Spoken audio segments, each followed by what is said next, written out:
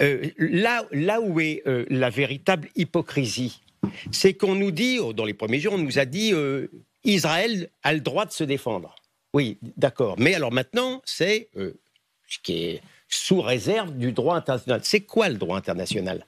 On comprend bien que c'est une guerre urbaine, où les gens du Hamas, qui ne sont pas plus idiots que les autres, ils se cachent avec des boucliers humains, souvent sous des hôpitaux ou sous des écoles. Donc, par conséquent, on a, comme nous sommes des gens civilisés, l'ardente obligation et le désir de protéger un maximum les populations civiles pour éviter les dégâts collatéraux, malheureusement inévitables dans une guerre urbaine. Et on a demandé, dès les premiers jours, regardez, dès les premiers jours, on a demandé à ce que les gens de Gaza Nord descendent dans le sud. Qu'est-ce qu'on n'avait pas dit là ?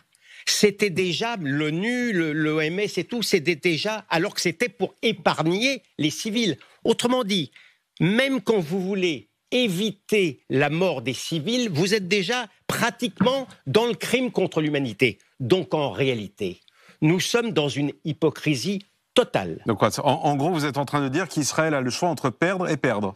Non, de toute manière, je vais vous dire quelque chose. Dès le premier jour, j'ai dit à CNews que, évidemment... Je ne connais pas cette chaîne, je ne connais qu'I24 News, Gilles C'est une chaîne aussi, comme I24 News. Dès le premier jour, j'ai dit que nous étions redevenus des juifs souffrants, mais que dans quelques jours, à nouveau, nous serions nazifiés.